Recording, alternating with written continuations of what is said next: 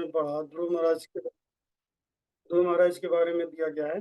तो हमने देखा किस तरह से पिछले 4 अध्यायों में हमने देखा है किस प्रकार अपनी सौतेली माँ की सुरुचि के कटु कटु वचनों से ध्रुव महाराज दुखी होते हैं और अपनी माँ के पास जाते हैं। माँ उनकी सलाह देती है कि तुमको अगर अपने पिता से बड़ा राज्य चाहिए तो तुम्हें भगवान को प्रसन्न करना पड़ेगा।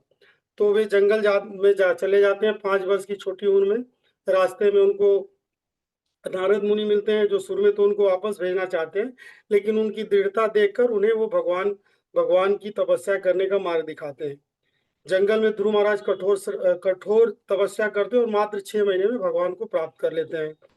भगवान प्रकट होते हैं और ध्रुव महाराज को ध्रुव लोक का आशीर्वाद देते हैं और उन्हें 36,000 वर्ष शासन करने के लिए कहते हैं। वे और वापस भेज देते हैं।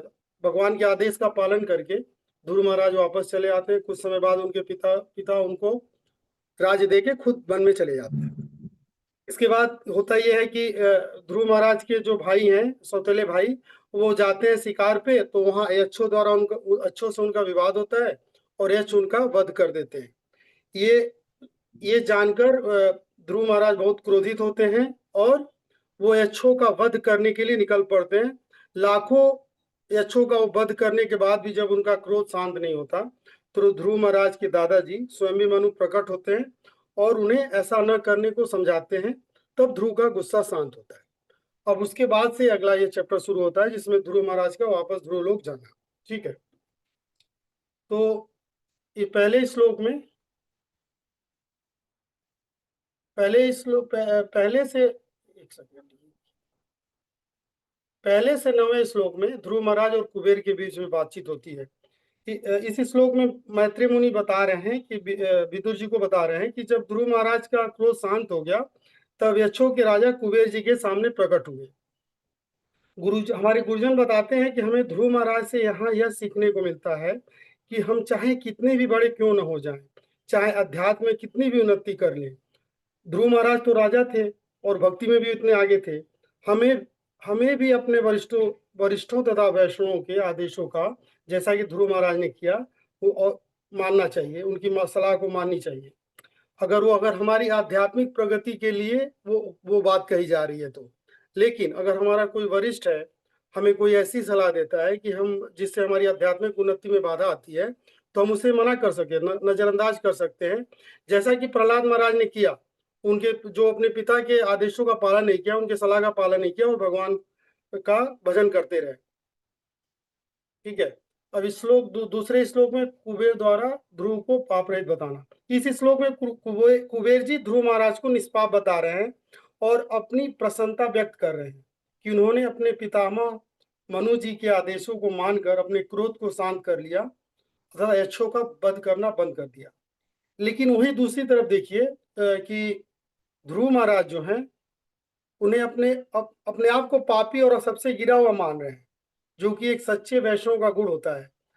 हम देखें कि हमारे जितने भी आचार्य हुए हैं, चाहे कविराज गोस्वामी जी हो, चाहे तुलसीदास जी हो, चाहे दास ठाकुर जी हो, या कोई भी आचार्य हो, हमेशा अपने आप को वो यही मानते हैं कि वो इतने गिरे हुए हैं, इतने निम्न हैं, इतने अधम हैं कि वे भगवान के धाम जाने योग्य ही नहीं है। जबकि देखें अगर हम, तो वो उच्च कोटि के भक्त हैं और उनके मन से एक क्षण भी भगवान का विस्मरण नहीं होता। हमारे आचार्यगण बताते हैं कि अपने आप को सबसे निम्न मानना चाहिए। अगर हमें भक्ति करनी है, भगवान को प्रसन्न करना है, तो हमें अपने आप को सबसे निम्न मानना चाहिए। और लेकिन यह भाव केवल शब्दों में नहीं होना चाहिए, बल्कि हमारे आचरण और हमारे व्यवहार में भी दिखना चाहिए। कुबेर जी इस श्लोक में कुबेर जी ध्रुव महाराज की प्रशंसा करते हुए कहते हैं कि आपने अपने मन से वैर भाव को त्याग दिया, जो कि बहुत बड़ी बात है। यह बहुत ही कठिन होता है, गुस्से को त्यागना। श्लोक नंबर 3 में कुबेर जी ध्रुव महाराज से कह रहे हैं कि यक्षों के वध के लिए आप स्वयं को उत्तरदायी ना मानिए, क्योंकि ध्रुव महाराज के अंदर ये भावना थी कि उन्हें यक्षों का वध किया, जो चूंकि एक ही यक्ष जिम्मेदार था उनके भाई को मारने के लिए, लेकिन उसके बदले में उन्हें लाखों यक्षों का वध कर दिया था। तो इसके लिए उनके मन में ग्लानि थी और अपने आप को इसके लिए जिम्मेदार मान रहे थे।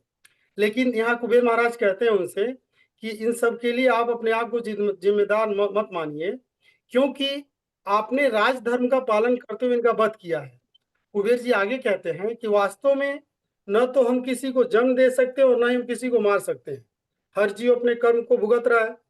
भगवान की काल शक्ति द्वारा उनके उन्हें उनके कर्म का फल दिया जाता है।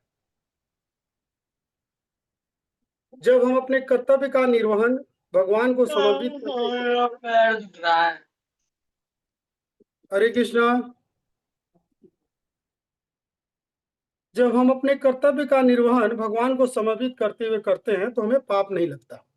श्लोक संख्या 4 में इस श्लोक में यह बताया गया है कि देहात बुद्धि के कारण ही मनुष्य जन्म मृत्यु के चक्कर में फंसा हुआ है। हमारे गुरुजन और आचार्य हमेशा इस बात पर और बार बार दोहराते भी हैं कि हर मनुष्य का कर्तव्य है और लक्ष्य है इस भव बंधन से छूटना, लेकिन वो हम हमेशा इस बात को भूल जाते हैं। आचार्य कहते हैं कि हमें एक बच्चे से सीखना चाहिए। हम देखें, अगर एक छोटा जो बच्चा होता है वो अपने हर कार्य के लिए, चाहे खाना पीना, खेलना, घूमना, हर चीज के लिए अपने माँ बाप पे और अपने अपने बड़ों पर आश्रित होता है और उसकी सारी इच्छाएं पूर्ण होती हैं। उसमें उस बच्चे को कोई मेहनत नहीं करना पड़ता। लेकिन जब वही बच्चा बड़ा हो जाता है और अपनी बुद्धि का इस्तेमाल करने लगता है तो इन सारे चीजों के लिए जो कि उसे फ्री में मिल रही थी, कठोर परिश्रम करना पड़ता है। यहाँ केवल और केवल इसलिए होता है कि हम देहात्म बुद्धि कारण अपने आप को भगवान के अपने आप और अपने में और भगवान में जो संबंध है उसको भूल जाते हैं और अपने को, अपने परिवार को, अपने रिश्तेदारों को ही प्रसन्न करने में लगे रहते हैं।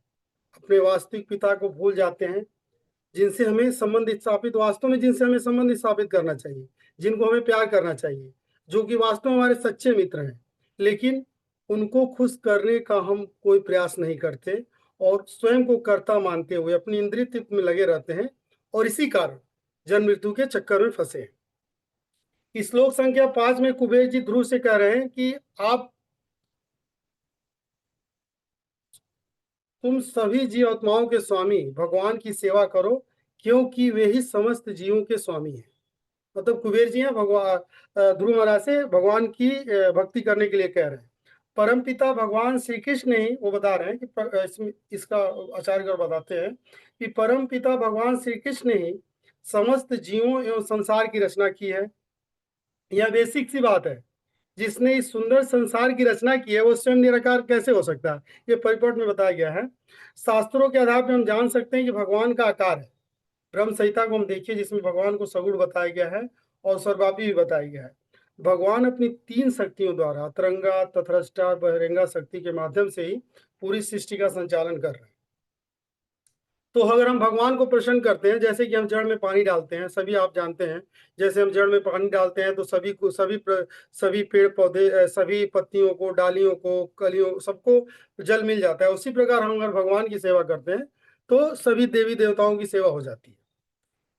श्लोक संख्या 6 में कुबेर जी ध्रुव महाराज को भगवान की भक्ति करने के लिए बोल रहे हैं, क्योंकि वे ही जो है वही हैं जो संसार के बंधन से हमें छुटकारा दिला सकते हैं और उनकी शक्ति से ही भौतिक जगत की प्रत्येक घटना घटती है। श्लोक संख्या 7 में कुबेर जी ध्रुव महाराज से वर मांगने के लिए कहते हैं, यद्यपि उनको पता है कि वे भगवान के शुद्ध भक्त हैं और वे भगवान के चरण कमलों के अलावा कुछ नहीं मांगेंगे। अच्छा, यहाँ यह भी देखने की बात है कि इतने यक्षों के यक्ष जो है कुबेर के अनुचर हैं, तो इतने यक्षों का वध किया भगवान ध्रुव महाराज ने, फिर भी कुबेर जी उनसे प्रसन्न है। क्यों? क्योंकि ध्रुव महाराज भगवान के शुद्ध भक्त हैं और इससे हमें ये शिक्षा मिलती है कि जो शुद्ध भक्त होता है उसे सभी देवी देवता, सभी ऋषिगण प्रसन्न रहते हैं। भक्त होना एक बहुत बड़ी बात है। सारी ध्रुव महाराज तो एक का आचरण भी उच्च कोटि का था।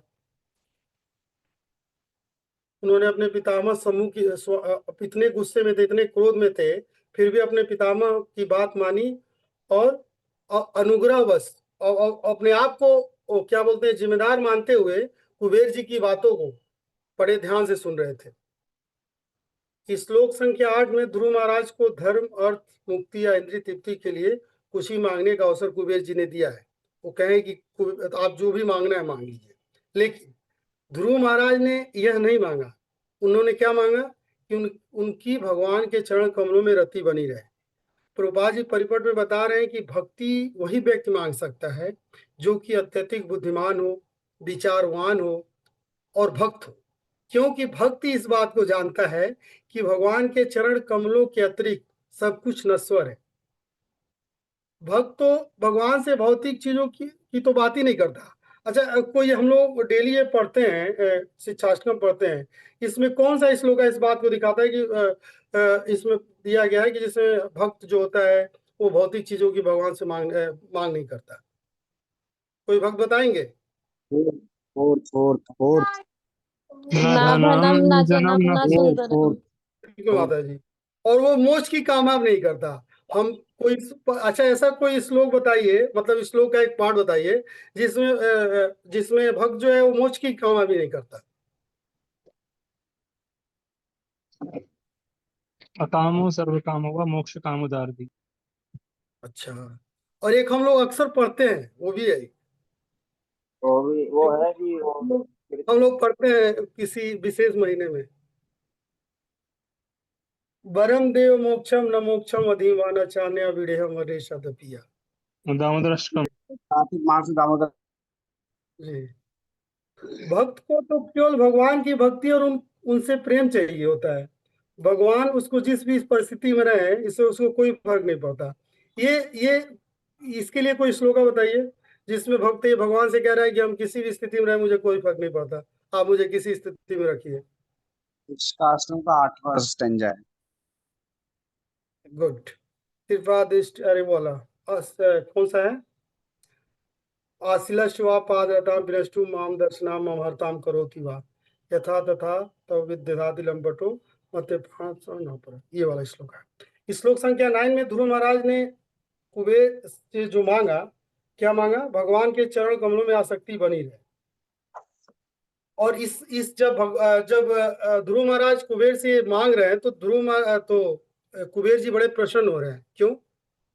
क्योंकि एक शुद्ध भक्त से जब आप भगवान की भक्ति मांगते हैं ना, तो शुद्ध भक्त तो बहुत ज्यादा प्रसन्नता होती है। अब एक प्रश्न यहाँ और भी होता है कि ध्रुव महाराज तो शुद्ध भक्त थे बचपन से ही, फिर उन्होंने एक देवता से वर क्यों मांगा? देवता से वर क्यों माना? तो हमारे शास्त्रों में इस बात का वर्णन है कि जब हम देवताओं से कोई भौतिक चीजों की पूर्ति करते हैं तो वो पाप होता है, वो गलत है।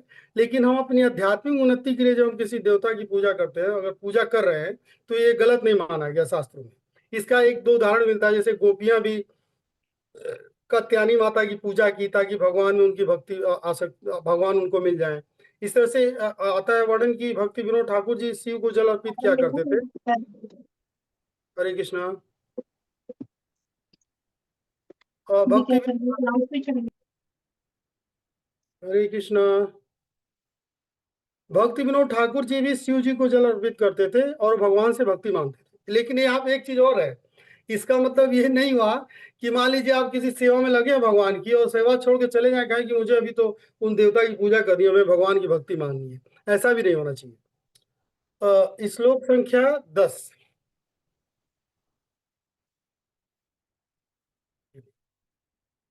हाँ, श्लोक संख्या 10 से 16 में ध्रुव का गौरवपूर्ण कार्य द्वारा राज करना और राज का त्याग करना। 10वें श्लोक में यह पता चलता है कि ध्रुव महाराज ने प्रत्येक कार्य, चाहे यज्ञ हो, चाहे कोई संस्कार हो, चाहे अपनी शासन व्यवस्था हो, सभी कुछ भगवान विष्णु को प्रसन्न करने के लिए किए, क्योंकि उन्हें पता था कि समस्त योगों के भोक्ता भगवान श्री कृष्ण ही है। गुरुजन बताते हैं कि वास्तव में हमें क्या करना है और किस तरीके से करना, हमें निश्चित रूप से पता होना चाहिए, और नहीं पता होने के कारण ही हम यहाँ फंसे हुए हैं और कष्ट भोग रहे हैं। हमें केवल अपनी भौतिक इच्छाओं की पूर्ति नहीं बल्कि कृष्ण की इच्छाओं की पूर्ति में अपने आप को संलग्न करना चाहिए, तभी हम भवबंधन से छूट सकते हैं।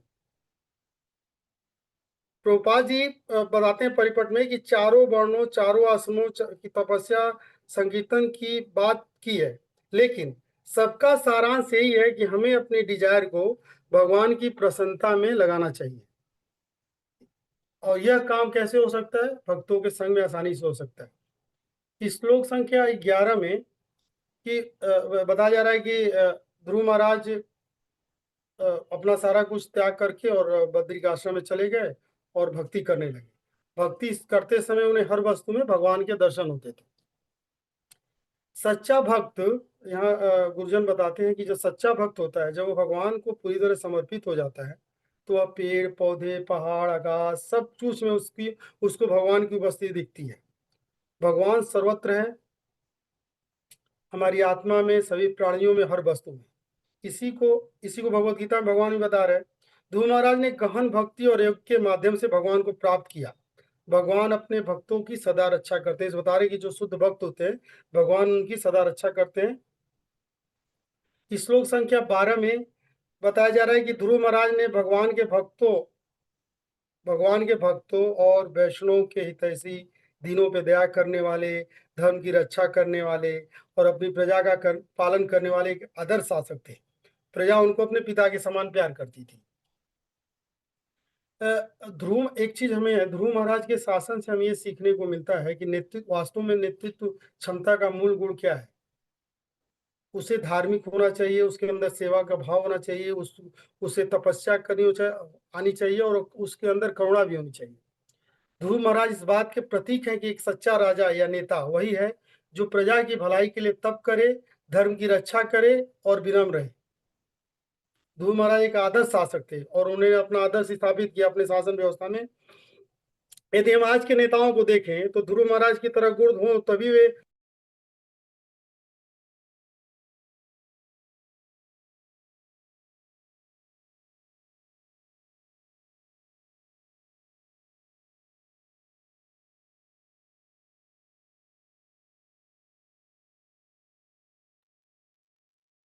श्लोक संख्या 13, इस श्लोक में बताया जा रहा है,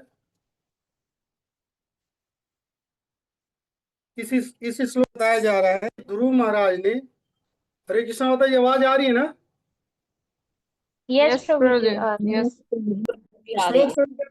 श्लोक संख्या 13 में ध्रुव महाराज ने इस श्लोक पृथ्वी पर ये 36,000 तक शासन किया। बताया जा रहा है कि 36,000 वर्ष तक उन्होंने शासन किया। इससे एक तो चीजें पता चलती है कि जो उस समय के लोग थे उनका उनका उम्र बहुत ज्यादा लंबी होती थी। इसमें ये बताया गया है कि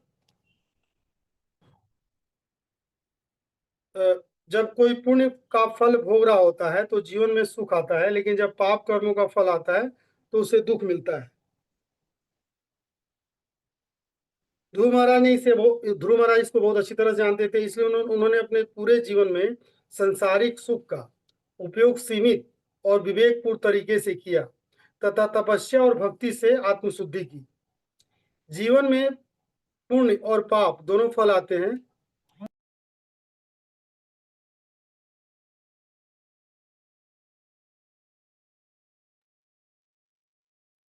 प्रभु जी आवाज नहीं आ रही अब।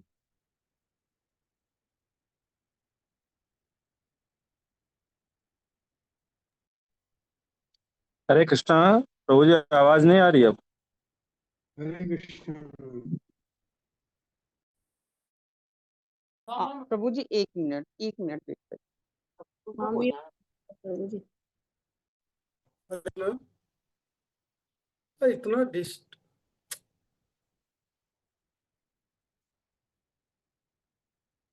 इस श्लोक में बताया जाए कि सभी धर्मों का पालन किया करते हुए बिना भौतिकता में संलिप्त हुए उन्होंने शासन किया 36,000 सालों तक। धर्म अर्थ काम इन तीनों सांसारिक कार्यों से ध्रुव महाराज ने 36 वर्षों तक किया, लेकिन वो उसमें संलिप्त नहीं हुए। मतलब धर्म का भी काम किया, अर्थ का भी काम किया और संसारिक भोग भी उन्होंने किया। उन्होंने सारे संसारिक कार्य भगवान को केंद्र में रख के किए और इसलिए वे इस भव बंधन में नहीं फंसे। उन्हें सांसारिक भोगों की तनिक भी इच्छा नहीं थी। एक शासक को ऐसा ही होना चाहिए, उसे अपने भोगों के लिए शासन नहीं करना चाहिए और समय आने पर वो अपने पुत्रों को सारा राजपाट देकर स्वयं तक तपस्या के लिए चले गए। और आज क्या होता है कि लोग 90 साल के हो जाते हैं, लेकिन आप राजनीति में देख लीजिए, 90 साल के हो जाते हैं लेकिन सत्ता से चिपक के रहने का प्रयास करते हैं। कोई भी किसी भी आप क्षेत्र में देख सकते हैं कि उम्र होने के बाद भी वो छोड़ नहीं पाते। इसके विपरीत आप देख सकते हैं। ठीक है, श्लोक संख्या 15, इस ध्रुव महाराज छोटी सी उम्र से लेकर बुढ़ापे तक अपने अंत समय तक भगवान की भक्ति करते रहे और अपने कर्तव्यों को भगवान के आदेश मानते हुए अपने हृदय में धारण कर किए हुए थे। उनको इसका अनुमान हो गया था कि यह दृश्य जगत जो है जीवात्माओं को स्वप्न अथवा मायाजाल के समान मोहग्रस्त करता है और इससे छुटकारा भगवान ही दिला सकते हैं, क्योंकि यह भगवान की माया शक्ति द्वारा ही होता है। श्लोक संख्या 16 में यह बताया जा रहा है कि ध्रुव महाराज समय आने पर अपने सारे भौतिक ऐश्वर्य को त्याग कर हिमालय पर्वत के बद्रिकाश्रम में चले गए। परिपट में प्रभुपाद बताते हैं कि ध्रुव महाराज ने प्रारंभ में तो भौतिक ऐश्वर्य की प्राप्ति के लिए भगवान की तपस्या शुरू की थी, लेकिन बाद में उन्हें एहसास हुआ कि भगवान की भक्ति के अलावा सब कुछ नश्वर है। इससे प्रभुपाद जी बताते हैं, इससे हमें भी ये पता चलता है कि अगर किसी के अंदर कोई भी भौतिक इच्छा हो, कमियां हो, यदि वो भगवान की भक्ति करता है तो धीरे धीरे उसके सारे दोष समाप्त हो जाते हैं। वो और उसे इसका एहसास हो जाता है कि सब कुछ नश्वर है और एक दिन समय के साथ सब कुछ समाप्त हो जाएगा। केवल भगवान की भक्ति ही है जो हमेशा उसके साथ रहेगी, इस जन्म में, अगले जन्म में और उसके बाद जितने भी जन्म होंगे उसकी भगवान की द्वारा की गई उसकी भक्ति ही भगवान की द्वारा उसकी भक्ति ही उसके साथ रहेगी। श्लोक संख्या 17 से 35 में ध्रुव महाराज का ध्रुव लोक प्रस्थान का वर्णन है। 17वें श्लोक में बताइए, 17वें श्लोक में बताया जा रहा है कि ध्रुव महाराज ने योग द्वारा अपने श्वास तथा प्राण वायु पर नियंत्रण करके अपना ध्यान भगवान के आचार्य विग्रह पर केंद्रित किया। ध्रुव महाराज जो आंतरिक रूप से पहले ही प्योर थे, उन दो बचपन में प्योर हो गए थे और राजा के रूप में धर्म का पालन कर रहे थे। राज्य त्यागने और अष्टांग योग के माध्यम से, जिसमें वो पहले से अभ्यस्त थे, बाह्य रूप से भी प्योर हो गए। अंदर से तो प्योर थे ही, योगा द्वारा और भगवान में अपना ध्यान केंद्रित करने के बाद उन बाहर से भी प्योर हो गए। एक और महत्वपूर्ण बात जो इस श्लोक से पता चलती है वह यह है कि ध्रुव महाराज ने अपना ध्यान भगवान के अर्चा विग्रह पर केंद्रित किया, न कि शून्य पर। इसी में प्रभुपाद परिपट में बता रहे हैं कि अर्चा विग्रह और मूर्ति पूजा में एक विशेष अंतर होता है। क्या अंतर होता है, कोई भक्त बताएंगे क्या? अर्चा विग्रह और मूर्ति में क्या अंतर है? मूर्ति पूजा में अर्चा विग्रह की पूजा में क्या अंतर है? हरे कृष्ण प्रभु जी भगवान बताया गया है जी, अर्चा विग्रह जो भगवान बताया गया है। भगवान भक्ति का मतलब भगवान प्रभु के जी अवतार अर्चा होते हैं। माता जी ठीक है। प्रभु जी ये जो वही बात है अर्चा कि विग्रह होता है उसकी वो तो- प्राण प्रतिष्ठा हुई होती है, वो उसमें भगवान को बुलाते हैं। और बिल्कुल। मूर्ति पूजा तो नॉर्मल एक मूर्ति को हम किसी को भी पूजने लगते हैं। एक तो पूरे विधि विधान के द्वारा, शास्त्रों वैदिक मंत्रों द्वारा एक तो प्राण प्रतिष्ठा की जाती है और दूसरा वहाँ नियमित सेवा की जाती है भगवान की, सिस्टमेटिक जो शास्त्रों में बताए गए हैं, जबकि मूर्ति के साथ ऐसा नहीं होता। इस श्लोक संख्या 18 में बताया जा रहा है कि अष्टांग योग निरंतर भगवान में अपना ध्यान केंद्रित करने के कारण ध्रुव महाराज के अंदर सात्विक विकार प्रकट होने लगा।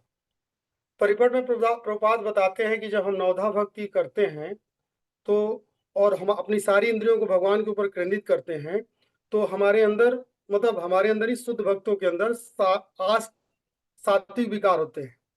कितने सात्विक विकार होते हैं? तो बताओ कितने तरह के 8 होते हैं सात्विक प्रभु जी, विकार? 8 होते। हाँ, अच्छा हाँ, कोई नाम बता सकता है क्या? 8 का छोड़िए, लंबा हो जाएगा, मैं बता देता हूँ। एक तो जड़ हो जाते हैं आदमी, मतलब जो भक्त होता है जड़, मतलब खड़ा हो जाता है, हिलता डुलता नहीं है, उसका गला रुक जाता है या गले से आवाज नहीं निकलती है, वो कांपने लगता है, शरीर का रंग बदल जाता है, मूर्छित हो जाता है, आंखों से आंसू निकलने लगते हैं, अपने आप को भूल जाता है, रोंगटे खड़े हो जाते हैं। ये सारे विकार आप महाप्रभु में देख सकते हैं। सारे विकार समय समय पर महाप्रभु के अंदर प्रकट होते हैं। कभी कभी कुछ भक्तों में कुछ विकार प्रकट होते हैं, कभी कुछ होते हैं, लेकिन महाप्रभु के अंदर 8 विकार दिखते थे। जबकि देखिए, जब समान जीव शरीर छोड़ता है तो आत्मा के साथ मन, बुद्धि और अहंकार भी उसके साथ जाती है, लेकिन जब शुद्ध भक्त अपना शरीर छोड़ता है तो ये तो ये सूक्ष्म शरीर भी उसकी आत्मा के साथ नहीं रहती, उससे भी वो स्वतंत्र होता है। श्लोक संख्या 19 में बताया जा रहा है कि ध्रुव महाराज को वापस वैकुंठ ले जाने के लिए भगवान के दूत सुंदर विमान से लेकर आते हैं। परिपट में प्रभुपाद बताते हैं कि प्रामाणिक गुरु से इस परंपरा के माध्यम से ही जो ज्ञान प्राप्त करते हैं और नौधा भक्ति करते हैं, उसी के माध्यम से हम भगवान को प्राप्त कर सकते हैं। और इसमें ये भी प्रभुपाद बता रहे हैं कि इसमें गुरु का आदेश सर्वोपरि है। उसको अपने आप जब हम पूर्ण रूप से समर्पित कर देते हैं, तब हमें वास्तविक गति प्राप्त होती है। इसमें जैसे एक ये बताया गया कि कैसे हम भक्ति के मार्ग पे तेजी से आगे बढ़ सकते हैं। कि जैसे हम हमें जब श्रद्धा आती है हमारे अंदर, तो हम साधु के पास जाते हैं, हमें साधु संग मिलता है, फिर हम साधु के साथ भजन करते हैं। फिर जब हम भजन करते हैं तो हमारे अंदर से अनर्थ निवृत्तियां होती हैं। जब हमारे अंदर से अनर्थ निवृत्तियां हो जाती हैं तो हमारे अंदर निष्ठा उत्पन्न होती है। जब हमारे अंदर निष्ठा उत्पन्न होती है तो हमारी रुचि बढ़ती है, हमें भगवान से आसक्ति होती है। जब भगवान से आसक्ति होती है तो प्रेम का भाव उत्पन्न होता है, और जब प्रेम का भाव उत्पन्न होता है तो हमारे अंदर शुद्धता आती है, तब हमारी भक्ति बहुत तेजी से आगे बढ़ती है। एक श्लोक संख्या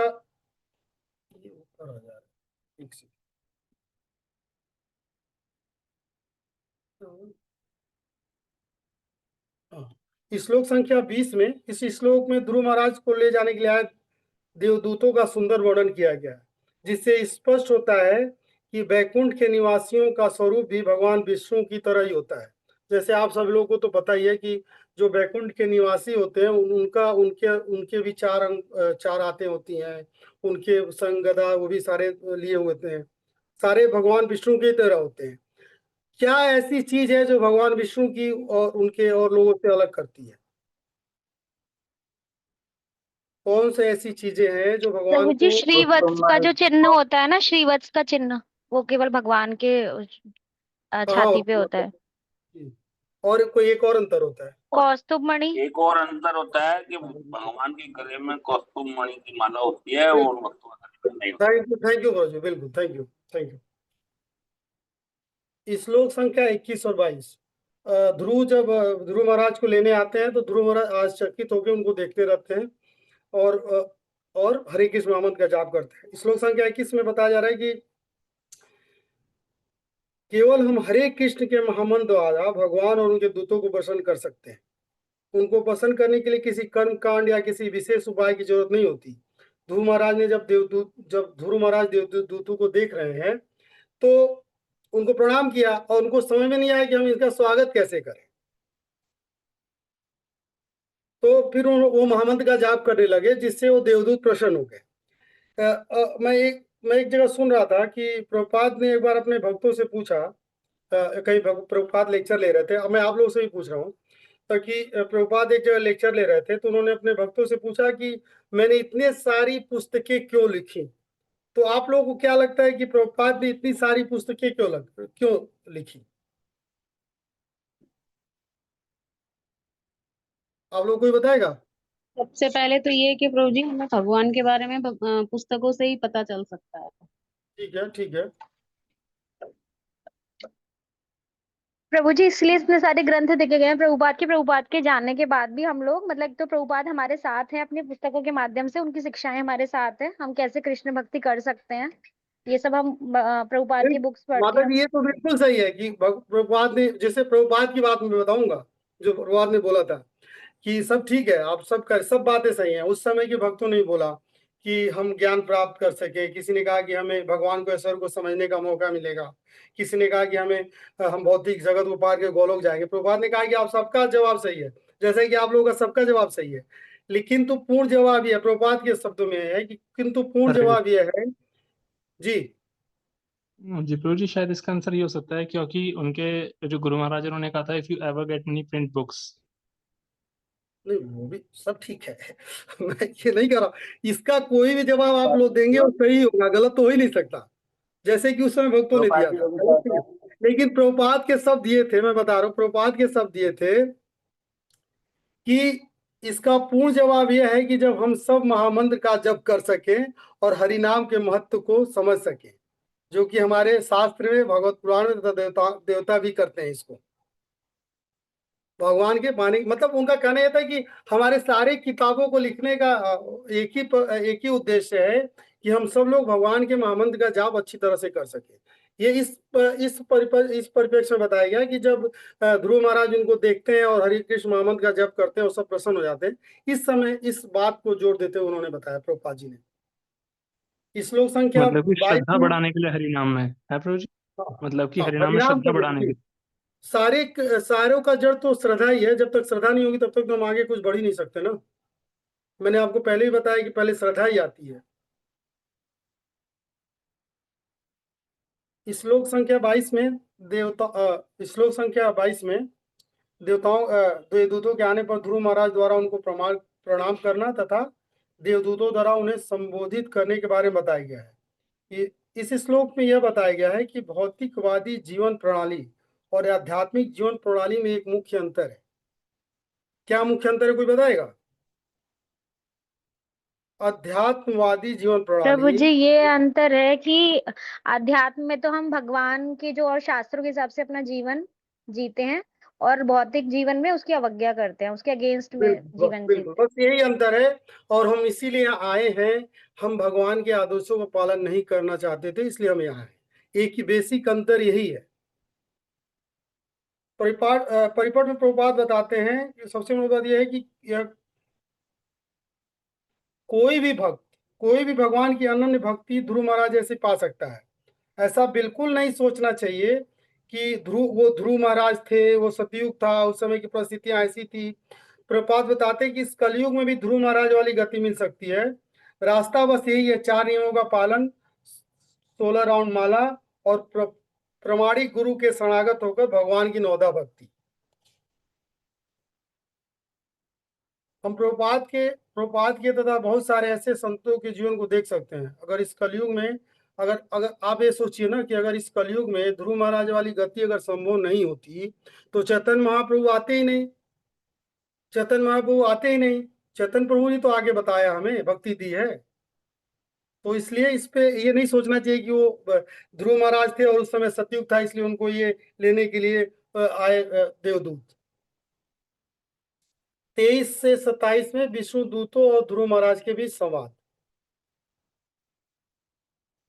इस श्लोक 23 में भगवान के पार्षद नंद और सुनंद महाराज की प्रशंसा करते हैं और कहते हैं कि आपने सिर्फ 5 वर्ष की आयु में अपने कठोर तपस्या से भगवान को प्रसन्न किया। मतलब जो पार्षद आए हैं विष्णु भगवान के, वो उनकी तारीफ कर रहे हैं।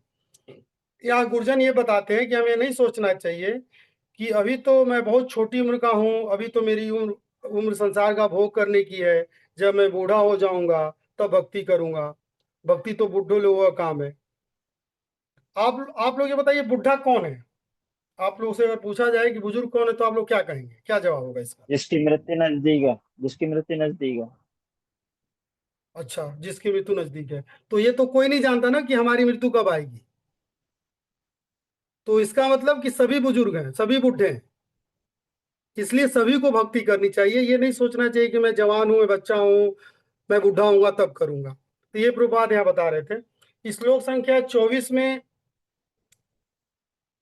भगवान के पार्षद ध्रुव महाराज से कह रहे हैं कि उन्हें स्वयं भगवान ने आपको वैकुंठ ले जाने के लिए नियुक्त किया है।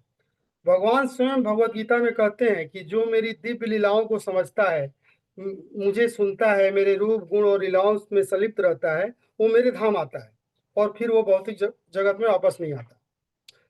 इसमें प्रभुपाद अपने परिपेट में बता रहे हैं कि आत्म संयम और भगवान की भक्ति के द्वारा भगवत धाम जाया जा सकता है। यह एक्सक्यूज प्रभुपाद बता रहे हैं कि ये एक्सक्यूज जो है कि इस परिस्थिति में संभव नहीं है, बिल्कुल बकवास है। ऐसा कुछ नहीं है। हम केवल अपनी इंद्रिय तृप्ति पे कोई कंट्रोल नहीं चाहते, इसलिए हम ये सब बहाने बनाते हैं। श्लोक संख्या 25 में मैत्रेय मुनि बता रहे हैं कि जिस विश्व लोक को प्राप्त करने के लिए बड़े बड़े ऋषिगण, देवता, ग्रह, चंद्रमा इत्यादि लालायित रहते हैं और उसका चक्कर लगाते रहते हैं, उस लोक को ध्रुव महाराज ने अपनी तपस्या और निरंतर भगवान के चिंतन के द्वारा आसानी से प्राप्त कर लिया। प्रभुपाद परिपट में बताते हैं कि भगवान के लोक को वैज्ञानिक, दार्शनिक, मानसिक चिंतन के बल पर नहीं प्राप्त किया जा सकता, जैसा कि आजकल के बहुत से दार्शनिक, वैज्ञानिक और मानसिक चिंतक कर रहे हैं और उसमें असफल है। किंतु एक सामान्य भक्त कृष्ण भावना भावित आंदोलन से जुड़कर भगवत धाम जा सकता है। ठीक है, इस श्लोक संख्या 26 में विष्णुदूत ध्रुव महाराज को बता रहे हैं कि हम आपको उस लोक ले जा रहे हैं, लेके जाएंगे जहां आपके कोई पूर्वज भी नहीं जा पाए अभी तक, जबकि उनके दादा के पिता कौन थे,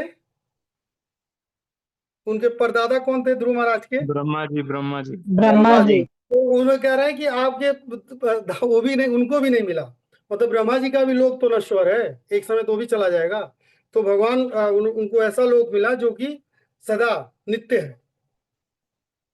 इस श्लोक संख्या 27 में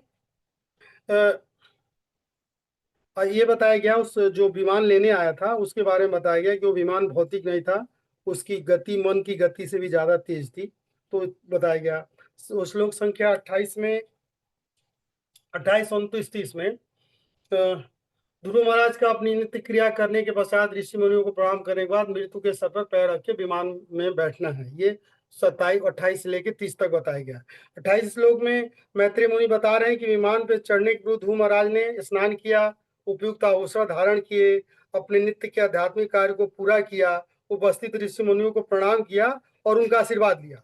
ये होती है एक शुद्ध भक्ति की अंतिम स्थिति। आप देखिए, आप सोचिए कि एक भक्त जो है, जब अंत समय आ रहा है तो ये सारे अपने नित्य कर्म निपटाव के जा रहा है, तो दूसरी तरफ जो अभक्त होते हैं उनकी मृत्यु देखिए, हॉस्पिटल में कोई ऐसे हमारे छिद्र नहीं होते जिसमें नलियां न लगी हो, खाने की नली अलग, ब्लड की अलग, पानी चढ़ाने की अलग, मतलब अलग अलग नलियां लगी रहती है, वो कराता रहता है कि हमारी जल्दी से मृत्यु हो जाए। तो एक भक्त के अंतिम समय में, और इसीलिए प्रभुपाद जी हमेशा बताते हैं कि हमारे जीवन का उद्देश्य क्या है, मरने की तैयारी करना, जो हमारा इस्कान बहुत अच्छी तरह से कर रहा है।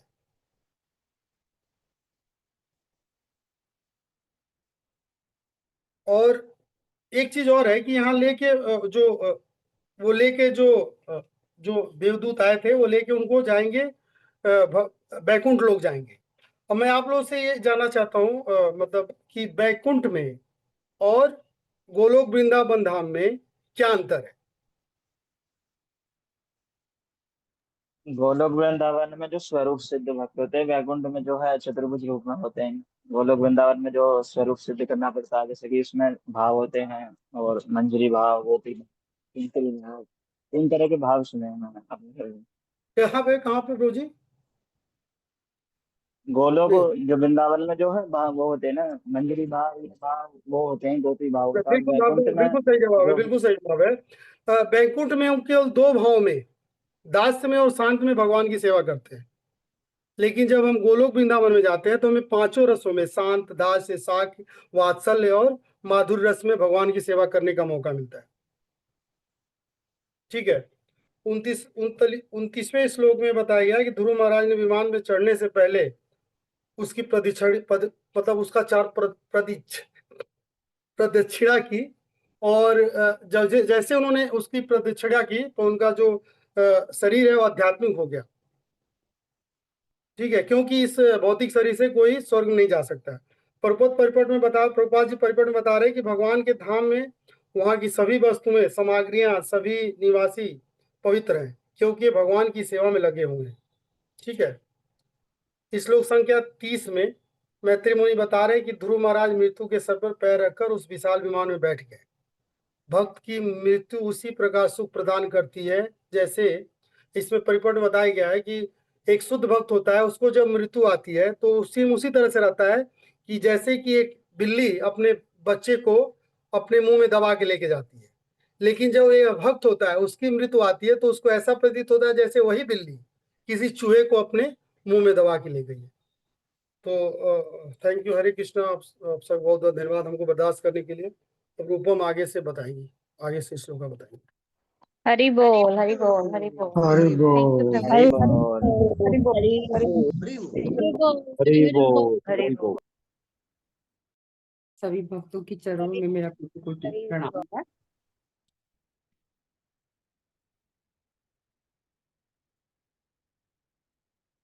ओम नमो भगवते वासुदेवाय।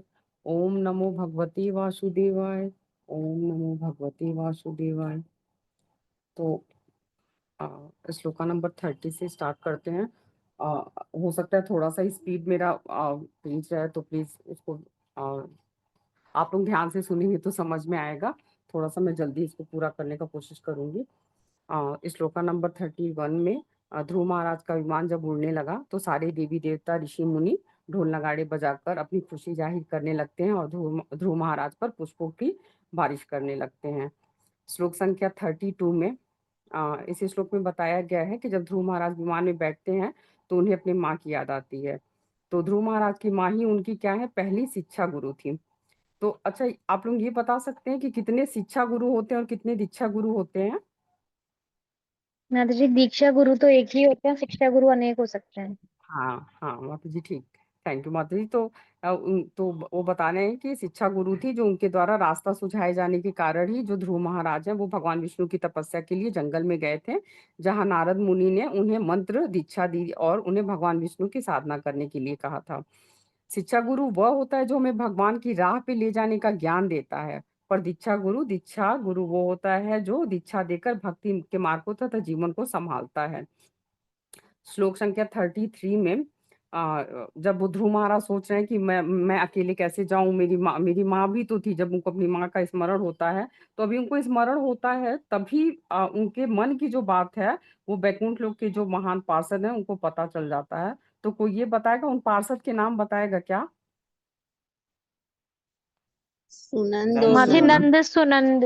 हाँ, तो वैकुंठ लोक के ये महान पार्षद हैं नंद तथा सुनंद। तो ये जो है इनको ध्रुव महाराज के मन की बात पता चल जाती है। तो इस श्लोक में यही बताया जा रहा है कि दूसरे विमान में उनकी माँ सुनीति भी बैकुंठ जा रही होती हैं।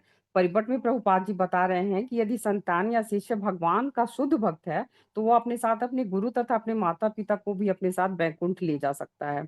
ऐसे हम कई उदाहरण शास्त्रों में देखने को हमें मिलते हैं, जैसे कपिल मुनि हो गए, माँ की माँ देवभूति, ध्रुव की माँ सुनीति इत्यादि। और गुरु जन ये भी बताते हैं कि जिस परिवार में एक शुद्ध भक्त होता है वह अपने आगे पीछे की 21 पीढ़ियों को तार देता है। सोचिए, अगर एक भक्त कोई हो तो ये बहुत बड़ी बात है। फिर श्लोका नंबर 34 से 36 में 34 में बताया गया है कि बैकुंठ लोग जाते हुए मार्ग में देवताओं को अपने ऊपर पुष्प वर्षा करते हुए ध्रुव महाराज देख रहे हैं। जब भगवान भक्त की भक्ति से जब प्रसन्न होते हैं तो उस जीवात्मा को लेने कौन आता है? विष्णु दूत आते हैं। तो रास्ते में उनके ऊपर पुष्प वर्षा होती है और विष्णु दूत उन्हें सूर्य के रास्ते से लेके जाते हैं। वहीं दूसरी तरफ एक भौतिक व्यक्ति के अंत के समय में यम से 3 दूत आते हैं और यम दंड से उनके प्राणों को खींच के निकालते हैं। और क्या होता है, उन्हें अंधकार के मार्ग से लेके जाते हैं और उस मार्ग में क्या कुत्ते भोगते हैं। तो भक्त का दिव्य आध्यात्मिक भक्त को आध्यात्मिक दिव्य शरीर प्रदान किया जाता है, जबकि अभक्त को कष्ट भोगने के लिए एक शरीर प्रदान किया जाता है। श्लोका नंबर 35 में कि ध्रुव महाराज, यहाँ पे ये बताया गया कि कितने ऋषि सप्तर्षि लोगों को पार किया था। ये कोई बताएगा कितने सप्तर्षि लोगों को पार करके ध्रुव महाराज वैकुंठ पहुंचे थे? 7। हाँ जी, थैंक यू प्रभु जी। तो इस श्लोक में ये बताया गया है कि सप्तर्षि के 7 लोकों को पार करने के बाद बैकुंठ या विष्णु लोक है और केवल बैकुंठ लोक में ही शाश्वत जीवन होता है। तो आज हम देखेंगे कि आज हर व्यक्ति आनंद की खोज में है और वह सोचता है कि वह इतना धन कमा लेगा तो आनंदित हो जाएगा। एक जो जिसकी नई नई शादी हुई रहती है वो सोचता है कि शादी हो जाएगी तो आनंद मिलेगा, कभी बच्चे हो जाएंगे तो आनंद मिलेगा। इस तरह अलग अलग जगह पर अलग अलग आनंद की खोज करते हैं, लेकिन उसको वास्तविक आनंद सही बताए तो कभी नहीं मिलता है। तो कुछ समय के लिए आनंद मिलता है, फिर वही निराशा, दुख और कष्ट के बादल उसके ऊपर मंडराने लगते हैं, क्योंकि यह लोक अशाश्वत दुखालय है। जब हम इस भौतिक संसार में आए तो भगवान ने इस पर दुखालय का हमको बोर्ड लगाकर भेजा था, लेकिन जीव सोचता है कि वह और धन कमाकर, परिवार का पालन पोषण करके, बैंक बैलेंस करके, खूब बड़ी गाड़ी लेकर खुश हो जाएगा। जब तक हमारे अंदर भौतिक इच्छाएं बनी रहेंगी और स्वयं की इंद्रिय तृप्ति के लिए कर्म करते रहेंगे, हम दुखी ही रहेंगे। लेकिन जब हम भगवान के शरणागत होते हैं, उनके नाम का जाप करते हैं, उनके नाम रूप गुण लीला धाम के चिंतन में लग जाते हैं और भगवान की सेवा में अपने को समर्पित कर देते हैं, तब क्या होता है, हम शाश्वत, तब हमें कहीं जाके शाश्वत आनंद मिलता है। पहले चित्त साफ होगा, फिर भौतिक इच्छा समाप्त होगी और तब हमें आनंद प्राप्त होगा, और वो आनंद क्या होगा, शाश्वत होगा। श्लोका नंबर 36 में, इस श्लोक में भगवान के धाम के बारे में और कौन कौन वहां पहुंचने की योग्य है उसका वर्णन किया गया है। पर परिपट में प्रभुपाद बताते हैं कि भगवान के धाम को प्रकाशित होने के लिए सूर्य, चंद्रमा या अन्य किसी प्रकाश की आवश्यकता नहीं है। इस पे कई बार हम लोग से इसमें ये श्लोका भी आता है और हम लोग से कई बार पूछा भी जाता है। कोई भक्त बताएंगे वो श्लोका नंबर और श्लोका कौन सा है? ये माताजी, न तद भास्यते सूर्यो न शशांको न पावकः। बिल्कुल सही माता जी, थैंक यू।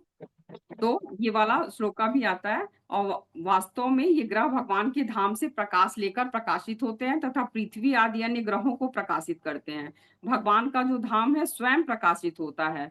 और परिपट में प्रभुपाद जी बताते भी हैं कि न तो कर्मी, न तो ज्ञानी और न ही योगी भगवान की इस धाम तक पहुंच सकता है। केवल कौन पहुंच सकता है? बस भक्त इस धाम में जाने के योग्य है, क्योंकि भगवान के धाम जाने की मुख्य शर्त ही है कि जीव का परोपकारी होना, अर्थात दूसरों का हित उस जीव के लिए सर्वोपरि हो। दूसरों के हित से मतलब ये नहीं है कि किसी भूखे को खाना खिला दिया, अस्पताल या स्कूल बनवा दिया, ये सब पुण्य के काम है। इससे क्या होता है कि जीव का अगला जन्म उच्च कुल या धनवान के यहाँ होगा, किंतु उसे भगवत धाम नहीं मिलेगा। तो जीव का जो वास्तविक हित है कि उसे जन्म मृत्यु जरा व्याधि से छुटकारा दिलाना, उसे उसके पिता के पास वापस ले जाने के लिए प्रयत्न करना। तो जो जीव इस प्रयास में लगा रहता है और भगवान का निरंतर चिंतन और मनन करता है, भगवान का धाम उसके स्वागत के लिए हमेशा तत्पर रहता है। श्लोका नंबर 37 में, इस श्लोक में बताया गया है कि केवल भगवान का भक्ति भगवान के धाम जा सकता है, क्योंकि वह शांत, समदर्शी, पवित्र और प्रसन्नचित होता है।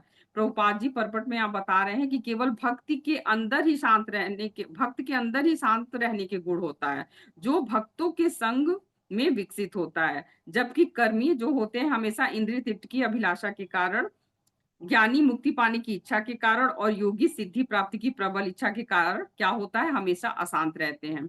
कर्मी, ज्ञानी और योगी की ये इच्छाएं भौतिक होती हैं, जबकि भक्त के अंदर अपने गुरु भगवान और भगवान के भक्तों को प्रसन्न करने की इच्छा होती है, जो कि आध्यात्मिक इच्छा है। तो भक्त की अपनी कोई भी इच्छा नहीं होती, इसलिए क्या होता है, वह शांत होता है। भक्त भगवान हर समय भगवान की चिंतन के कारण अंदर से पवित्र तथा हमेशा वो प्रसन्नचित रहता है। श्लोका नंबर 38 में, इस श्लोक में बताया गया है कि जो भी भगवान की शुद्ध भक्ति करता है, क्या होता है, वह तीनों लोकों भू भव स्व सब में भी सर्वोच्च लोक की प्राप्ति वो कर सकता है। श्लोका नंबर 39 में, इस श्लोक में मैत्रेय मुनि बता रहे हैं कि सूर्य आदि समस्त ग्रह ध्रुव लोक की परिक्रमा करते हैं, जो कि तीनों में सबसे ऊपर स्थित है। ध्रुव महाराज को यह लोक मिलना इस बात का प्रमाण है कि भगवान को उसके शुद्ध भक्त कितने प्रिय हैं। श्लोक संख्या 40 में, इस श्लोक में यह बताया गया है कि ध्रुव महाराज को ध्रुव लोक मिलने पर नारद मुनि बहुत प्रसन्न हुए तथा 3 श्लोकों का उच्चारण किया। परपट में प्रभुपाद जी बताते हैं कि जिस तरह एक पिता को उसके पुत्र की सफलता पर अपार हर्ष होता है, उसी प्रकार एक गुरु को जब उसके शिष्य भक्त की प्रगति करता है तो होता ही है। अब हम रियल लाइफ में भी ऐसे भी हम देख सकते हैं कि अगर बेटी की कोई भी प्रोग्रेस होती है तो कितना माँ बाप खुश होते हैं। अब छोटा ही बच्चा रहता है, उसको छोटी छोटी एक्टिविटी भी करता है तो कितना अच्छा लगता है। तो सोचिए सेम वैसे ही है कि नारद मुनि जो है अपने शिष्य की सफलता पर बहुत खुश होते हैं। श्लोक नंबर 41 में, जो व्यक्ति साधना और तपस्या के असर से धर्म और नीति में श्रेष्ठ स्थान प्राप्त करता है, जैसे राजा ध्रुव, वह वेदों का सार जानने और पालन करने वाला होता है। लेकिन जो व्यक्ति केवल वेदों के शब्द जानने का दिखावा करता है या बस वेद पढ़ने या रटने में व्यस्त रहता है, वह वेदों के वास्तविक अर्थ या भाव से अनजान रहता है। ऐसे व्यक्ति कभी उच्च स्थान या धर्म का वास्तविक फल नहीं प्राप्त कर सकते हैं। तो अगर इसमें ये बताया जा रहा है कि अगर आप वेद पढ़ते हैं तो सिर्फ शब्दों को रटने तक मत रुकिए, बल्कि उनका अर्थ और भाव जानने का प्रयास करिए। साधना और अर्थ का मेल ही आपको वास्तविक धर्म और नीति तक ले जाती है। श्लोका नंबर 42 में, ध्रुव महाराज सिर्फ 5 वर्ष के थे जब उनकी अपनी सौतेली माँ के कटु वचनों का उनको सामना करना पड़ा था। वे बेहद दुखी थे और बहुत हृदय से पीड़ित होकर क्या हुआ, वो जंगल की ओर चल दिए। जंगल में वो अपने गुरु श्री नारद मुनि के निर्देशन में क्या करने लगते हैं, तपस्या करने लगते हैं।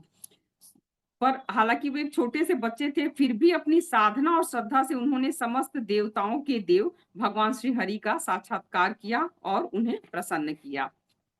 तो इससे हमें क्या पता चलता है कि उम्र और परिस्थिति कभी भी साधना में बाधा नहीं बन सकती है। हमें ये सिखा रहा है ये श्लोक का कि हमें क्या करना चाहिए। गुरु के निर्देशन में किया गया साधना का मार्ग जो बता रहा है कि हमेशा सफल होता है और भगवान अपने सच्चे भक्तों का आदर करते हैं और उनकी परीक्षा लेकर उन्हें अपना सानिध्य देते हैं।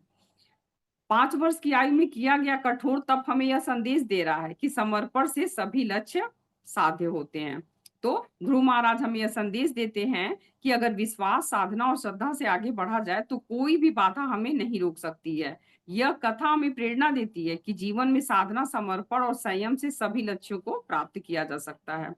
आगे परपट में प्रभुपाद जी भी हम लोग को समझा रहे हैं कि कोई व्यक्ति धर्म और गुरु के बताए नियमों का पालन पूरी श्रद्धा से करता है तो वह क्या है, उच्च स्थान प्राप्त करता है। जैसे ध्रुव महाराज ने 5-6 साल की उम्र में ही कठोर तपस्या करके यह स्थान प्राप्त किया, जो बड़े बड़े क्षत्रियों के लिए भी बहुत कठिन था। यह स्थान यानी ध्रुव पद, परम पद या भगवान का विशेष स्थान है, जो साधारण व्यक्ति के लिए प्राप्त करना बहुत ही मुश्किल है। भक्त का जो मूल तत्व है वो क्या है, कृष्ण के प्रति अनुराग या निष्काम भाव से किया गया प्रेम। अगर कोई भी साधक श्री कृष्ण के नाम या कथा को श्रद्धा से सुनता है तो फिर क्या होता है, उसमें धीरे धीरे यह अनुराग पैदा होने लगता है और यह अनुराग आगे चलकर शुद्ध निष्काम प्रेम में बदल जाता है। तो इस भाव से साधक सभी मोह, माया और सांसारिक बंधनों से ऊपर उठ जाता है और स्वयं को पूरी तरह भगवान के चरणों में समर्पित कर देता है। हम लोग उदाहरण के तौर पे अर्जुन जी को भी देख सकते हैं कि उन्होंने जो क्या किया था, अपनी श्रद्धा और विश्वास से भगवान श्री कृष्ण को अपना सखा बनाया और भगवान ने जो आज्ञा दी उसे अर्जुन ने पूरी श्रद्धा से निभाया और इस तरह उच्च स्थान प्राप्त किया। श्लोका नंबर 43 में ध्रुव महाराज जो एक क्षत्रिय राजकुमार थे, उन्होंने क्या किया, केवल 5-6 साल की अल्प आयु में ही 6 महीनों तक कड़ी तपस्या करके वह उच्च स्थान प्राप्त किया, जो बड़े बड़े क्षत्रिय कई वर्षों तक तपस्या करने के बाद भी प्राप्त नहीं कर पाते हैं। कुछ ही दिन में प्रसन्न होकर स्वयं श्री भगवान ने उनको अपना धाम प्रदान किया था। तो हमको इससे ये शिक्षा मिलती है कि अगर हम कभी भी साधना, सच्चाई और लगन श्रद्धा से अगर हम अल्प समय तक भी मतलब अगर इतना डिवोशन के साथ अगर हम कुछ भगवान के लिए करते हैं तो उसका हमें फल जरूर मिलता है। तो ये उम्र से कोई मतलब नहीं होता है। ये हमें ये ध्रुव महाराज बता रहे हैं कि कि उम्र या अनुभव से ज्यादा साधना और समर्पण का भाव महत्वपूर्ण होना चाहिए। ध्रुव महाराज को यहाँ क्षत्रिय बंधु यानी साधारण क्षत्रिय कहा गया है, क्योंकि जब वे 5 साल के थे तो उन्होंने पूरी क्षत्रिय शिक्षा प्राप्त नहीं की थी, क्योंकि उसका कहाँ टाइम ही मिला। अभी 5 साल की आयु में क्या ही कोई कर लेगा। लेकिन साधारणतः क्षत्रिय या ब्राह्मण बनने के लिए पूरी शिक्षा लेनी जरूरी होती है, जो उस समय संभव ही नहीं हो पाया था। लेकिन इसके बावजूद श्री नारद मुनि जैसे महान गुरु उन पर गर्व करते थे, क्योंकि ध्रुव महाराज ने अल्पायु में ही कठिन तपस्या और आत्म संयम से वह स्थान प्राप्त किया जो अब तक बड़े बड़े राजा या राजर्षि भी नहीं पा सके थे। तो ध्रुव महाराज के जीवन से हमें यह सीख मिलती है कि अगर साधक में सच्ची श्रद्धा और साधना हो तो वह कम जन्मों में ही या कम समय में ही भगवत धाम प्राप्त कर सकता है। इसमें एक उदाहरण हम उनका भी ले सकते हैं, जड़ भरत का, कि वो उन्होंने पहले जन्म में वे साधक थे, दूसरे जन्म में उन्होंने मृग का शरीर प्राप्त किया और तीसरे जन्म में जड़ भरत के रूप में जन्म लेकर सभी बंधनों से पूरी मुक्ति प्राप्त करके वो वैकुंठ लोक में पहुंचे थे। श्लोक का नंबर 44 में ध्रुव महाराज के आख्यान को सुनने से साधारण व्यक्ति अपनी सभी इच्छाएं पूरी कर सकता है। यह कथा इतनी पवित्र और कल्याणकारी है कि इसका श्रवण करने मात्र से व्यक्ति को स्वर्गलोक या ध्रुवलोक जैसे उच्चतम स्थान प्राप्त हो सकते हैं। देवता भी इस आख्यान से प्रसन्न होते हैं, क्योंकि यह आख्यान सभी पापों का नाश करने और जीवन को शुद्ध बनाने वाला है। तो इसमें ये बताया गया है कि चाहे हम भगवान के चरित्र और महिमा को सुने या उनके भक्तों के कार्यकलापों का वर्णन, यह सभी हमें भगवान से जोड़ने और उन तक पहुंचाने का ये सब क्या है, साधन है। तो और इसमें ये भी बताया गया कि जो व्यक्ति केवल लीलाओं में रुचि रखते हैं और बाकी भागों को कम महत्व देते हैं, तो वे एक सीमा तक ही लाभ ले पाते हैं, क्योंकि वे संपूर्ण ज्ञान से वंचित रह जाते हैं। तो दूसरी ओर जो साधक श्रीमद् भागवतम के हर अंश को श्रद्धा और मनयोग से पढ़ते हैं, सुनते हैं, पूरी कथा का रस ले पाते हैं। श्रीमद् भागवतम का प्रत्येक शब्द महत्वपूर्ण है, क्योंकि यह समस्त वेदों और शास्त्रों का क्या है, परिपक्व फल है। तो जो व्यक्ति केवल रासलीलाओं में उलझे रहते हैं और बाकी भागों को कम महत्व देते हैं, वे वास्तविक लाभ से क्या होते हैं, चूक जाते हैं। उनको उसका कोई बहुत फायदा नहीं मिलता है। इसलिए साधक को चाहिए कि वो संपूर्ण श्रीमद् भागवतम को श्रद्धा और ध्यान से सुने, पढ़े और पढ़ाए भी। श्लोक संख्या 45 में किसमें बता रहे हैं कि दुनिया में सभी लोग एक जैसे नहीं होते। कुछ लोग केवल दौलत और ऐश्वर्य चाहने वाले होते हैं, कुछ लोग केवल नाम और यश पाने की इच्छा रखते हैं, कुछ लोग स्वर्ग या ध्रुव लोक जैसे स्थानों की प्राप्ति चाहते हैं, तो कुछ देवताओं को प्रसन्न कर सांसारिक लाभ उठाने की चाह रखते हैं। तो श्री मैत्रेय मुनि यहाँ बता रहे हैं कि जो लोग ध्रुव महाराज के आख्यान को श्रद्धा से सुनते हैं, वे सभी इच्छाएं पूरी कर सकते हैं। सोचिए कितनी बड़ी बात यहाँ बता दी गई है, पर फिर भी हम लोग इसका लाभ नहीं ले पा रहे हैं, और खास तौर से तो मैं। जो व्यक्ति कामना रखने वाला आकामी, सभी कर्म करने वाला सकामी या मोक्ष चाहने वाला ज्ञानी हो, सभी को श्री भगवान की पूजा करनी चाहिए। श्री भगवान क्या है, सभी को इच्छित फल देते हैं। श्लोका नंबर 46 में है कि 46 में है कि शुद्ध भक्ति जो भक्तिपूर्ण जीवन पाने और जीवन के सभी दुखों का अंत करने का सबसे सीधा उपाय है, उन महापुरुषों का श्रवण करना जो स्वयं शुद्ध और श्रद्धालु हो, जैसे कि ध्रुव महाराज। तो ध्रुव महाराज का जो जीवन चरित्र है वो इतना अद्भुत है कि जो व्यक्ति बार बार उनका स्मरण या श्रवण करता है, वह धीरे धीरे एक महान भक्त बनने का अवसर प्राप्त कर लेता है। तो जो व्यक्ति जीवन में महानता, तेज या बड़ा स्थान चाहता है, उसके लिए एक ही तरीका है कि वह उन महान व्यक्तियों के गुणों और कार्यों को सुने, पढ़े और समझे, जो स्वयं उन आदर्शों का पालन करते हैं। यह साधना उस व्यक्ति के जीवन में उच्चतम परिवर्तन लेके आती है। तो जैसे हमें भी बार बार बताया जाता है कि किसी को भी अपने आचरण से सिखाना चाहिए, तो ये ध्रुव महाराज का आचरण ही ऐसा है कि बहुत कुछ सीखने को मिलता है। श्लोक नंबर 47 में, जो व्यक्ति दूसरे में मौजूद महान गुणों और आदर्शों को जानने और अपनाने का प्रयास करता है, वह स्वयं भी उन महानताओं को प्राप्त कर लेता है। तो महान व्यक्ति बनने का अर्थ है सांसारिक दुखों और परेशानियों से पूरी तरह से ऊपर उठ जाना और अपने साधना और जीवन को शुद्ध, सहज और उद्देश्यपूर्ण बनाना। श्लोका नंबर 48 में है कि मनुष्य को प्रतिदिन क्या करना चाहिए। प्रातः काल और संध्या काल में महान भक्त ध्रुव महाराज के चरित्र और कार्यों का ध्यान पूर्वक स्मरण व गुणगान करना चाहिए। श्रीमद् भागवतम की यह सिखाता है कि ऐसे भक्तों की जीवन कथा हमारे जीवन को दिशा देती है। ध्रुव महाराज की कथा हमें यह बताती है कि बाल अवस्था में भी यदि संकल्प और भक्ति सच्चे हों तो भगवान की प्राप्ति संभव है। उनके जीवन से हमें क्या सीखना चाहिए, धैर्य, निष्ठा और दिव्य उद्देश्य की प्रेरणा। और इस श्लोक में ये भी बताया गया कि किस प्रकार भक्तों के संग, भगवत सेवा और उनके चरित्र के श्रवण से मनुष्य में आध्यात्मिक चेतना जगती है। इस प्रक्रिया में मनुष्य 2 बार जन्म लेता है, एक बार माता पिता से और दूसरी बार जब वो किसी गुरु से दीक्षा लेकर आध्यात्मिक ज्ञान को प्राप्त करता है। इसलिए भक्तों का संग, सत्संग और भगवत चरित्र का श्रवण एक साधारण कार्य नहीं, बल्कि यह आत्मा की उन्नति का माध्यम है। जो इस पथ को अपनाता है वह स्वयं दिव्यता की ओर अग्रसर हो जाता है। श्लोका नंबर 49 में कि बताया गया है कि श्रवण यानी भगवान की कथा सुनना विशेष तिथियों जैसे पूर्णिमा, अमावस्या, एकादशी आदि पर अत्यंत फलदायक होता है। ऐसे तो हमें हमेशा सुनने पे बेनिफिट मिलेगा, लेकिन ये कुछ मुख्य तिथियों का भी इसमें वर्णन हुआ है। श्लोका नंबर 50 में, जो व्यक्ति भगवत शरण में आकर श्रद्धा से श्रवण करता है वही वास्तव में आत्मज्ञान को प्राप्त कर सकता है। इसलिए हमारा कर्तव्य है कि हम स्वयं भी भगवान की कथाओं को सुने और दूसरों तक भी यह अमृत ज्ञान पहुंचाएं। श्लोका नंबर 41 में बताया गया है कि सच्चा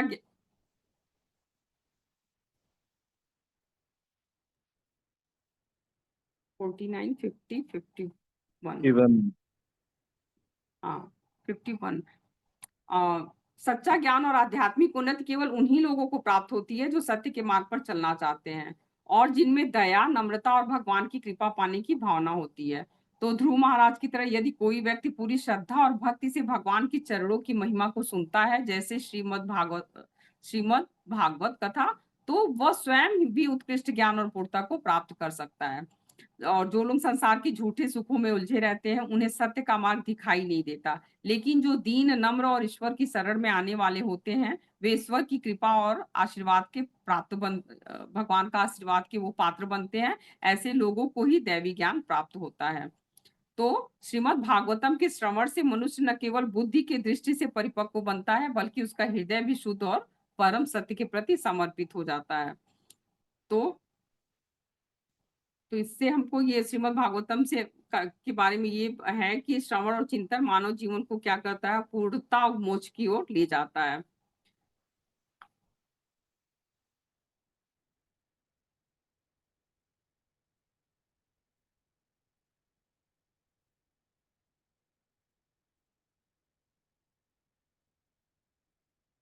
श्लोक नंबर 51, ठीक है। श्लोक नंबर 52 में ये बताया गया है कि ध्रुव महाराज ने क्या है अपने जीवन में अद्भुत कार्य किए जिसमें वो संपूर्ण संसार में प्रसिद्ध हुए। उन्होंने न केवल अपने राज्य और कर्तव्यों का पालन किया बल्कि बाल्यकाल में ही वे खेल खिलौने तक का त्याग करके श्री हरि विष्णु की शरण को अपनाया।